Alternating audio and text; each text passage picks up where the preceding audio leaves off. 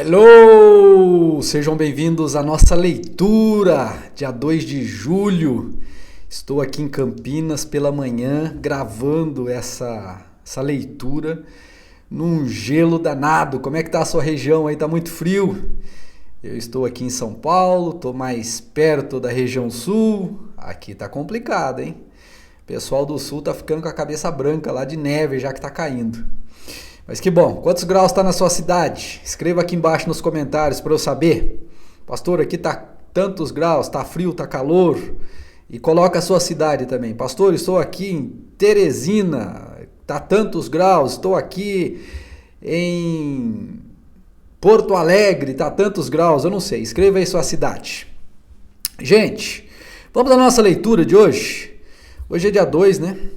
De julho. Vamos continuar lendo em 2 Reis, capítulo 20, versículo 1, até capítulo 22, versículo 2. Depois nós vamos lá a Atos dos Apóstolos, capítulo 21, versículo 18, até o versículo 36. Atos 21, 18, até o 36.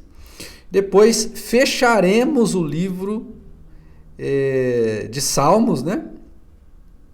Nós vamos fechar Salmo 150, versículo 1 até o 6. Salmo 151 até o 6.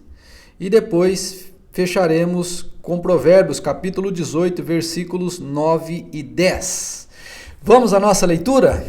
Diz assim a palavra de Deus em 2 Reis, capítulo 20, versículo 1. Por esse tempo, Ezequias ficou doente e estava para morrer. O profeta Isaías, filho de Amós, foi visitá-lo e transmitiu-lhe a seguinte mensagem: Assim diz o Senhor: Ponha suas coisas em ordem, pois você vai morrer. Não se recuperará dessa doença. Quando o rei Ezequias ouviu isso, virou o rosto para a parede e orou ao Senhor: Ó Senhor, lembra-te de como sempre te servi com fidelidade e devoção, e de como sempre fiz o que é certo aos teus olhos. Depois o rei chorou amargamente. Então, antes que Isaías deixasse o pátio intermediário, recebeu esta mensagem do Senhor: Volte a Ezequias, líder de meu povo, e diga-lhe: Assim diz o Senhor, o Deus de seu antepassado Davi, ouvi sua oração. Olha só que impressionante. Nós oramos aqui, né, todos os dias pelas manhãs, à noite. Saiba, se você fizer com sinceridade de coração, com fé, você sempre ouvirá do Senhor isso, ó. Ouvi sua oração e vi suas lágrimas. Vou curá-lo e daqui a 3 dias você sairá da cama e irá ao templo do Senhor. Acrescentarei 15 anos à sua vida e livrarei você e esta cidade do rei da Assíria.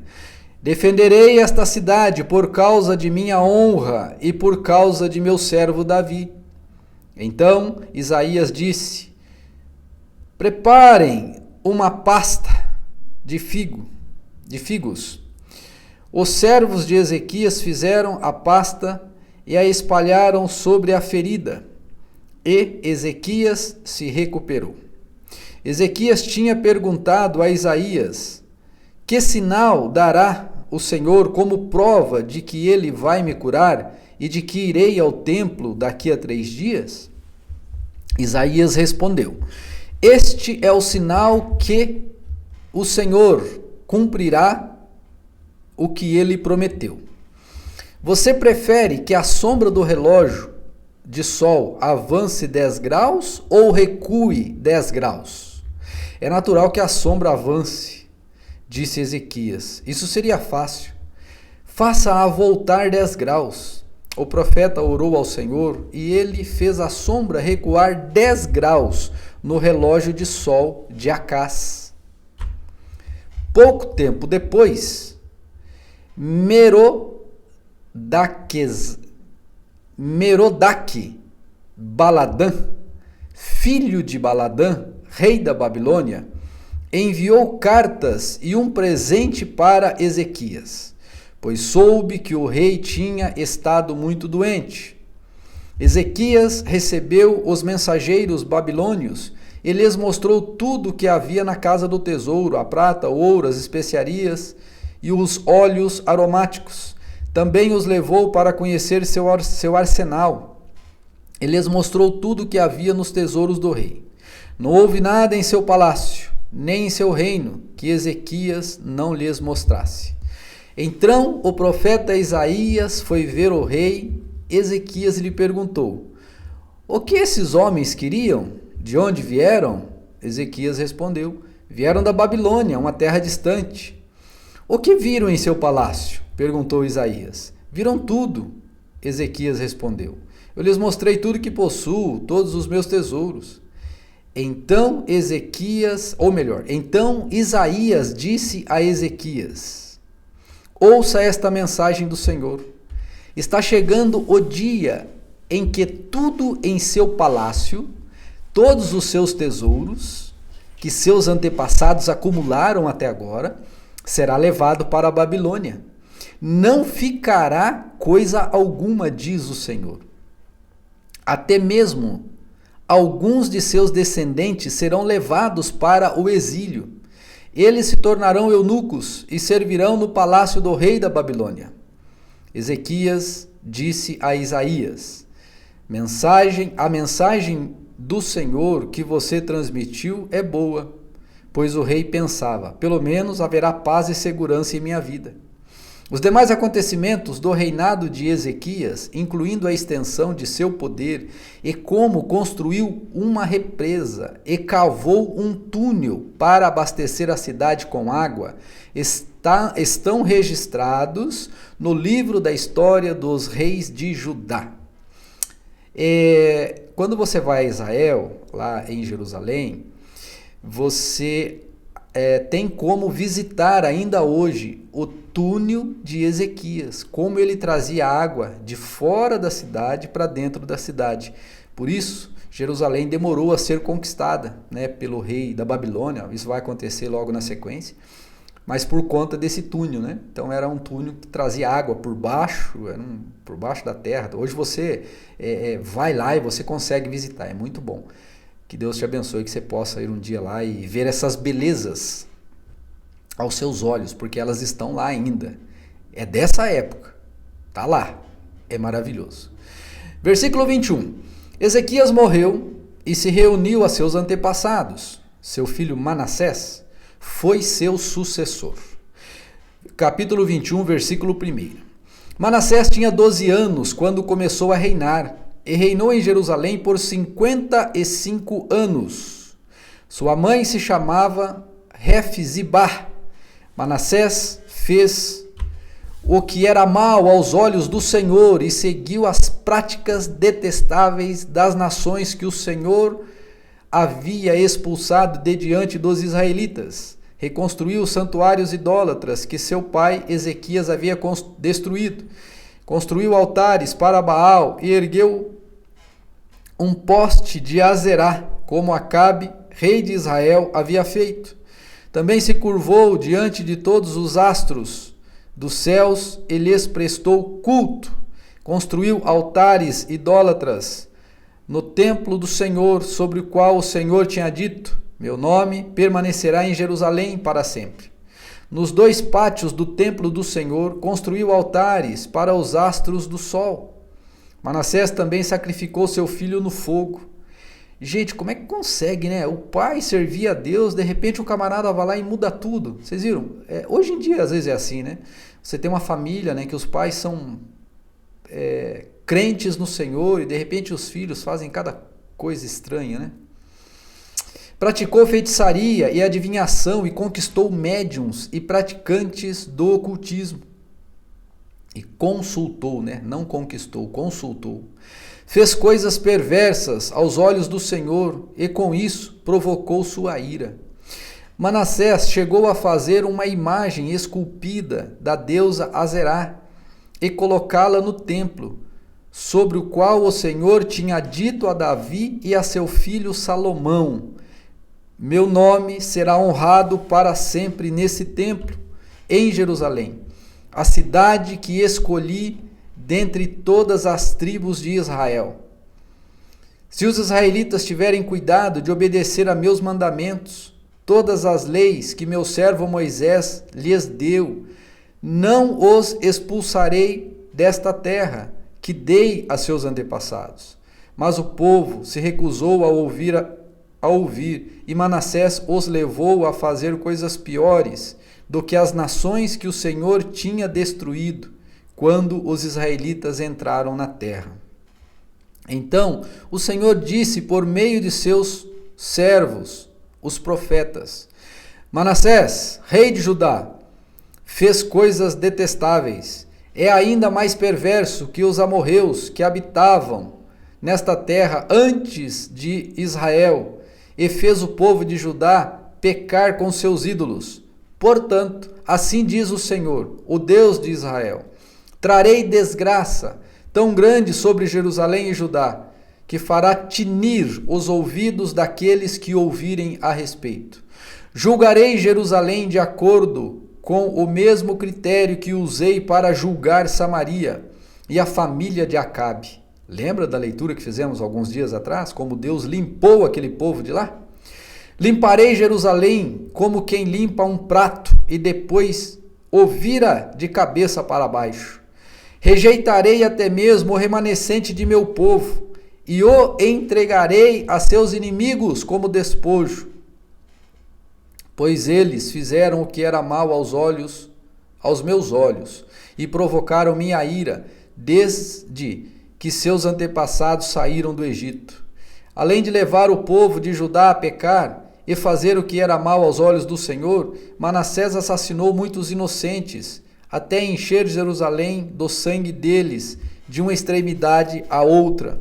Os demais acontecimentos do reinado de Manassés e tudo o que ele fez, incluindo os pecados que cometeu, estão registrados no livro da história dos reis de Judá. Quando Manassés morreu e se reuniu a seus antepassados, foi sepultado no jardim de seu palácio, o jardim de Uzá. Seu filho Amon foi seu sucessor. Amon tinha 22 anos quando começou a reinar, e reinou em Jerusalém por 2 anos. Sua mãe se chamava Mesulemete e era filha de Harus, de Jotbá.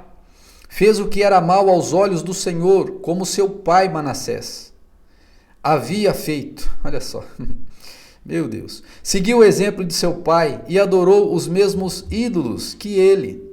Abandonou o Senhor, o Deus de seus antepassados, e não andou nos caminhos do Senhor.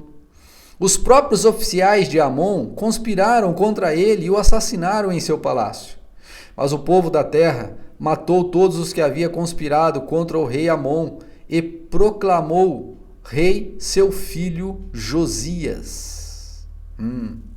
Os demais acontecimentos do reinado de Amon e tudo o que ele fez estão registrados no livro da história dos reis de Judá. Ele foi sepultado em seu túmulo no jardim de Uzá. Seu filho Josias foi seu sucessor.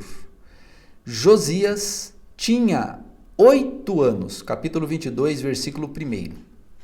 Josias tinha 8 anos quando começou a reinar e reinou em Jerusalém por 31 anos. Preste atenção nesse rei, nós vamos ler a história dele amanhã. É muito interessante. Sua mãe se chamava Gedida e era filha de Adaías, de Boscate. Josias fez o que era certo aos olhos do Senhor e seguiu o exemplo de seu antepassado, Davi, não se desviando nem para um lado e nem para outro. Gente, não é interessante? O pai dele fez tudo errado.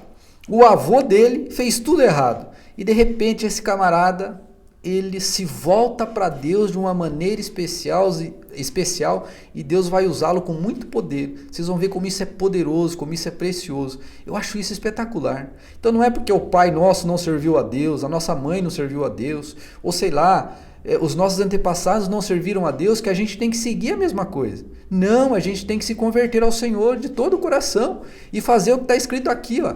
Não se desviar nem para um lado e nem para outro, porque aí vai começar uma reconstrução maravilhosa na nossa vida, uma mudança poderosa na nossa vida. Vamos agora lá para Atos dos Apóstolos, versículo 21.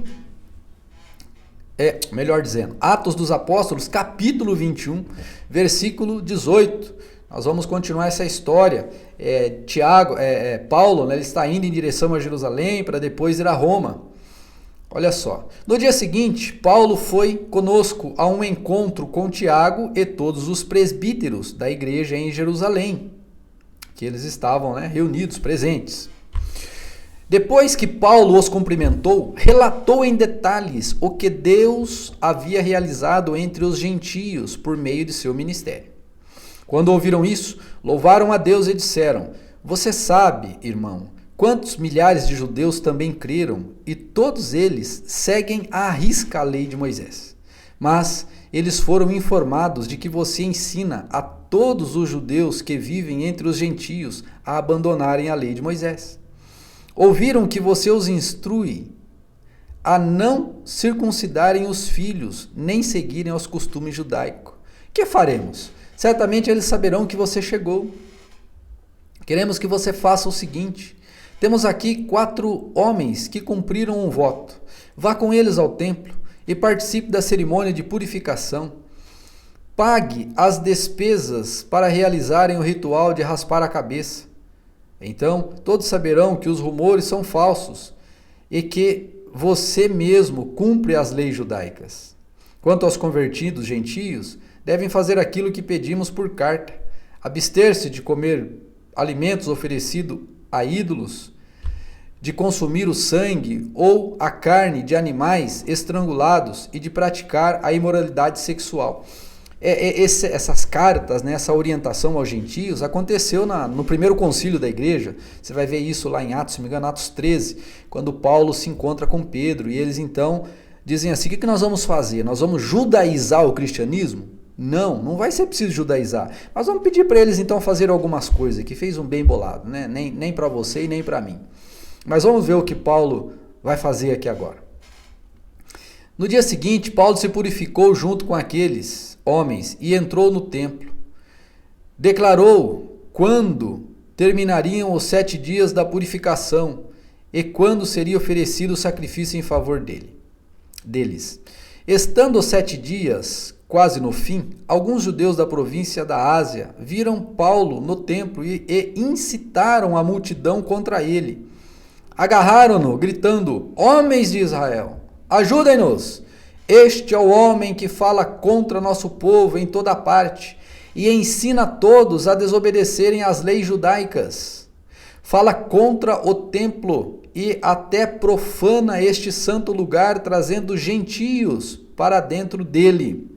Antes, tinham visto Paulo na cidade com Trófimo, um gentio de Éfeso, e concluíram que Paulo o havia levado para dentro do templo.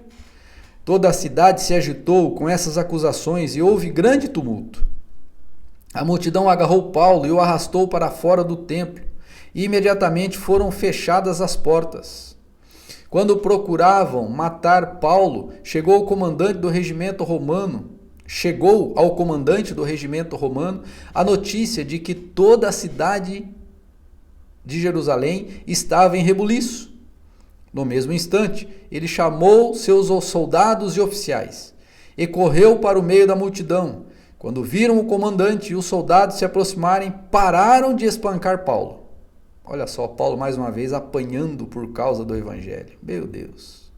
E nós, no século 21, às vezes não queremos ir à igreja, né, para prestar culto a Deus. Olha que coisa terrível. Temos medo de uma coisa ou outra. Meu Deus do céu. Precisamos ser mais crentes, né? Crentes mais raízes. Meu Deus. Então o comandante o prendeu e mandou que o amarrassem com 2 correntes. Em seguida, perguntou à multidão quem era ele e o que ele havia feito. Uns gritavam uma coisa, outros gritavam outras.